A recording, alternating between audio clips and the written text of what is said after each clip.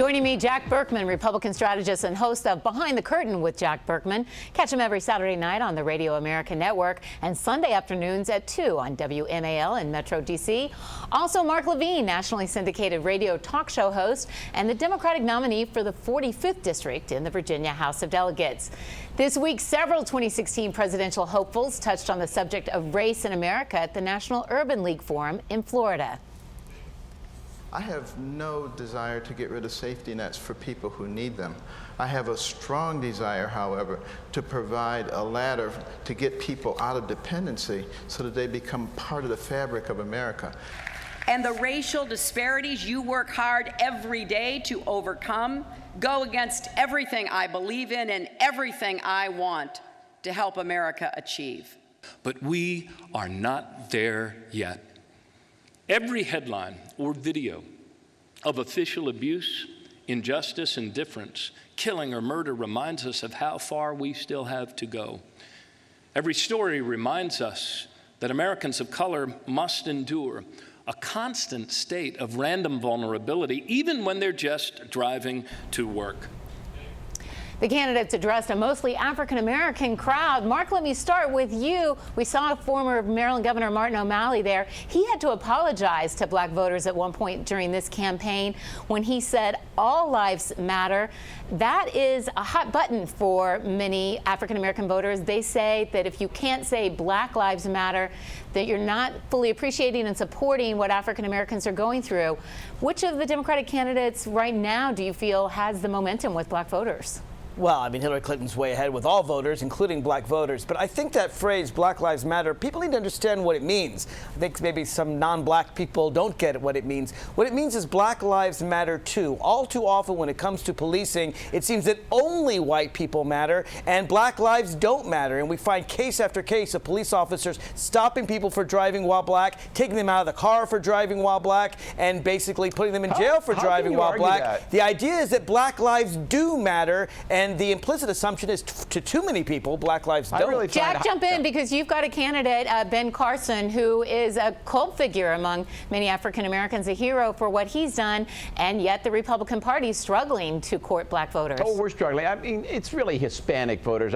We've tried to court African American voters over the years. I think it'll be very difficult for our party. I wish we could. Even with a candidate like Ben Carson? Oh, if he were the nominee, I think it's a very remote chance he could ever be the nominee. I think the issue is we've got to go after Hispanics. But what's really sad is, does anybody remember the language of Martin Luther King? How about judge a man by the content of his character, not the color of his skin? But too often law enforcement doesn't do that, Jack. But I want to get back to why not court black voters now? You've got Ben Carson as a candidate. You had J.C. Watts as a very visible African American. You've had many others. Because it's hard. There's limited resources, and I think those resources should go toward Hispanics. When I was in high school, I worked to do that in Allegheny County back in Pittsburgh. We were talking before the show. It's very difficult to do. I think the inroads have to be with Hispanics. I think that's happening because Hispanics are becoming wealthier. I think they'll follow the same demographic trajectory as Italians and Irish did a century ago, who were once Democrats. As Hispanics become wealthier, they will move into the Republican Party. They'll move right.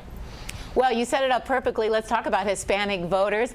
The Republican who says he's going to come in first place with Hispanic voters is Donald Trump. So how about it, Jack? Does Donald Trump have the momentum with Hispanic voters? Let's face it, you laugh, Mark, but he's insulting them. We even saw Mexican immigrants. I've seen them interviewed saying, you know what, I like his honesty. See, one thing you have to understand is that Hispanics in this country are not a monolith. The media has a terrible habit of I don't mean you, but the media has a terrible habit of stereotyping Hispanics. They're a very diverse community. There are Hispanics, a certain percentage of the Hispanic population that's very tough on law enforcement, that would probably associate themselves with much of what Trump has said on the border.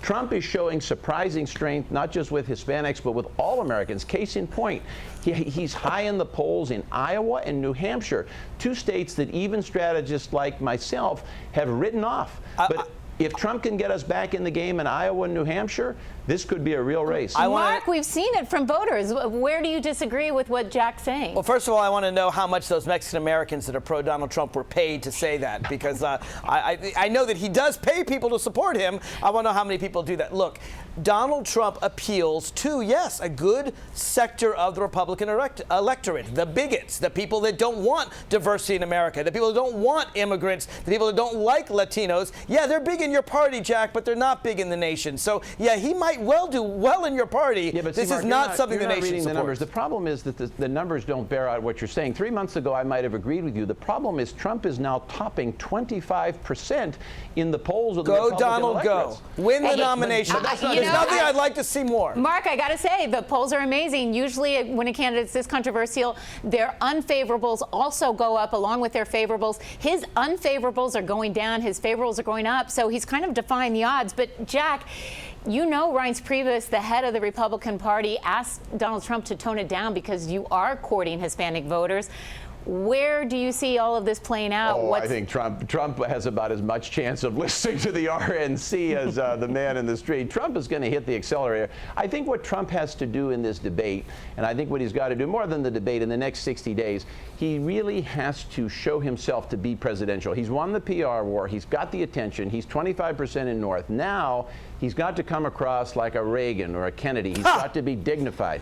Now he has to show that. Is that possible, really? Jack? No, honestly, Jack, would you advise him to be dignified when it seems like all of his momentum is from being proudly outspoken and not always apologetic? You ask exactly the right question, and that is, where do you draw the line? At what point do you stop the train toward public exposure and higher PR and higher exposure and begin looking dignified?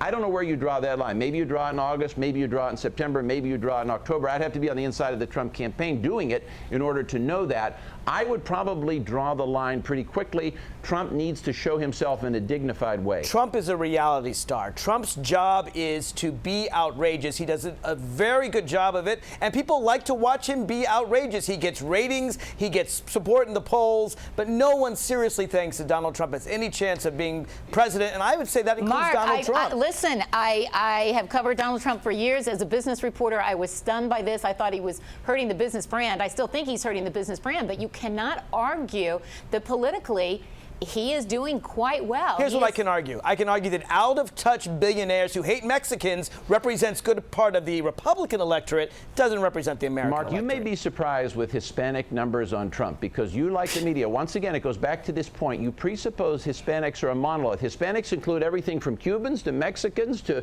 Argentines to Guatemalans. They're a broad group. And most of them are not bigoted. You're going to be very Jack. surprised. I'd like to see those numbers. I'm just saying, I have seen even Mexican-American immigrants interviewed who say they still support Donald Trump. So he's got that base. But let's talk about the debates overall. Mark, just put yourself in the shoes of a Republican consultant, if you would, and give advice to the candidates. Suffice to say, Donald Trump is going to be the one that people are going to be watching. How do you try and position yourself to get any of the limelight when Trump is in the room? I would try a really clever put down of Donald Trump. It's hard to do, how to be more outrageous than Donald Trump. But Donald Trump says so many outrageous things. Think of a really clever put down. We've seen those throughout in debates. We have the "There You Go Again" with Ronald Reagan and Jimmy Carter. We have the "You're No Jack Kennedy" in the Dan Quayle debate. Think of some really clever way. It's actually pretty easy to make fun of Donald Trump. Find a nice witty comment to combat him. That'll be on the national news, and your polls will go up. But do you risk alienating the very people that you may need in the end, those people who are lining up behind Trump? I would give exactly the opposite advice, Rebecca. I think what I would do, first of all, what you're going to see is a battle for the second tier. Trump's so far ahead. Trump's number one. You're now going to see Rubio and Jeb Bush and Scott Walker shoot it out for number two. If I were Rubio or Scott Walker or Jeb Bush, if I were representing any of those three candidates, and I'm not, what I would do is I would have them focus on each other. If I'm Rubio, I focus on Jeb Bush, Scott Walker. I want to take them out and then focus on Trump. If everybody focuses on Trump, if Rubio focuses on Trump, all that does is pump up Trump. And that's what I say pump him up. Okay, do you want to hear my advice? Sure. My advice is we just saw Jeb Bush. Look how thin he's looking. I think I've covered him for years. He can be very persuasive. He has not been at his best in this campaign. My theory is he's given up too many carbs. I think Jeb Bush needs to eat some carbs before the debate and go in there pumped up and ready, because he has not been as articulate on the campaign. Well, I don't think it's his as message good a makes theory. a lot It's of as sense. good if someone. I remember someone I asked if music was their religion, and she said to me, "It's as good a religion as any, and a whole heck of a lot better than most." I would say that about your theory. Well, let's switch over to Democrats, and now we'll let Jack take the chance to play a Democrat if he were doing some advising. So, Jack, I am going to start with you. If you were advising Hillary Clinton this week, how would you tell her to respond to the continuing questions about this email controversy, what she did and did not do while she was at the State Department? Oh, if I were advising Hillary, I would say you're in a cycle right now. You're locked in a cycle where all of your coverage is going to be negative. What you want to do is get out of sight. I'd tell her to go to Martha's Vineyard and come back after Labor Day. Let the Republicans fight each other. Let Trump make noise. Let all the Republicans shoot it out. Let there be this bloody battle. You got to hide. All your coverage now is going to be negative. The last thing you want to be is on television talking about the emails, because it's all negative. You can't win no matter what you say. Mark, get out of town. I have to say, I think he's got some good advice. She can't win. We've been criticizing her for not talking to the media.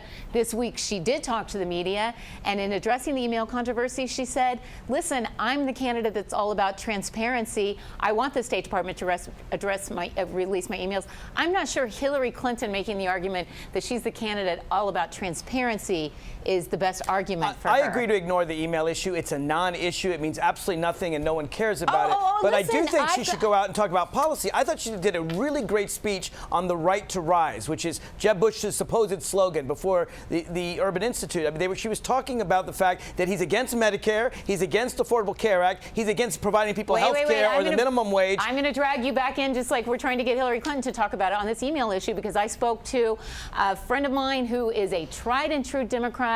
I would have assumed she was either going to be supporting Bernie Sanders or Hillary Clinton. She said she doesn't think Bernie Sanders could win, but she can't vote for Hillary Clinton, and she says it's because of the email issue. She says, I would fire someone on my staff for doing something like that, and I can't vote for someone that I would fire. You know, it's interesting that she can't vote for Jeb Bush either, because Jeb Bush didn't disclose his emails, and she can't like Colin Powell either, because when he was Secretary of State, he put his emails on privately. And you know what? I'm running for delegate, and I have private emails as well. This is extremely common. It's a complete mountain out of a molehill. I'm going to let you in by clarifying whether you, as a candidate for delegate, have classified emails on your server. I don't know. I admit I don't have any classified information, but Colin Powell does. And he was the Secretary of State before Hillary Clinton. Listen, there's going to be a lot to too. talk about next week after the Republican debate. So, gentlemen, thanks for joining us this week. And we'll see what Morris has to say when he's back next week. Thank you so much. Rebecca and Jack. Thank you.